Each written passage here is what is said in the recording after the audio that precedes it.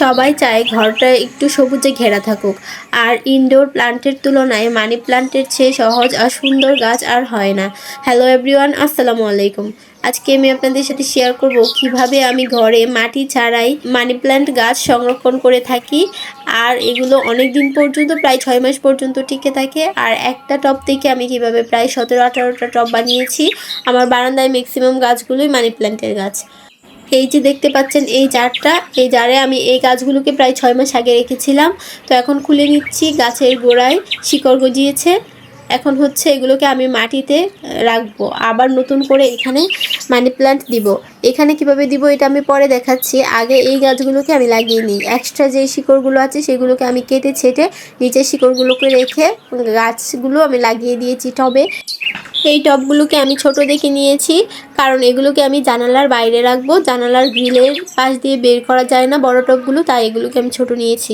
আর এই ছোট ছোট 4টা টব নিয়েছি আমি। 4টা টবে এই সবগুলো মানি প্ল্যান্টকে লাগিয়ে দিব, এই যেগুলো শিকড় হয়ে গিয়েছে। এই যে এক এক করে আমার লাগানো হয়ে গেল গাছগুলো। এখন হচ্ছে আমি এই যে পাথরগুলো ছিল আর যে বক্সগুলো ছিল, বক্স মানে যেই ঝাড়গুলো ছিল সেগুলোকে আমি ধুয়ে নিয়ে এসেছি পরিষ্কার করে। আর এখানে তো আমার আরও গাছ আছে বারান্দায় বড় টবে। এই বড় টব থেকে এই আরও কয়েকটা লতা আমি কেটে নিচ্ছি, দেখতেই পাচ্ছেন। এই আরও কিছু লতা কেটে নিয়ে এগুলোকে আমি ছোট ছোট টুকরা করে কেটে নিব। গাছগুলোকে ছোট ছোট করে টুকরা করে কেটে নেওয়া হয়ে গেলে এগুলোকে একসাথে ধরে আমি টবের ভিতরে রেখে উপরে পাথর দিয়ে দিব। পাথর দিলে এটা শক্ত হয়, দেখতে ভালো লাগে। তারপরে এটাতে আমি পানি দিয়ে দিব। শুধুমাত্র পানি দিয়ে এগুলো প্রায় 6 মাস পর্যন্ত সংরক্ষণ করে রাখা যায়। আর নিচে যখন সাদা সাদা শিকড় গজিয়ে যায় তখন আমি এগুলোকে আবারও নতুন টবে দিয়ে দিব।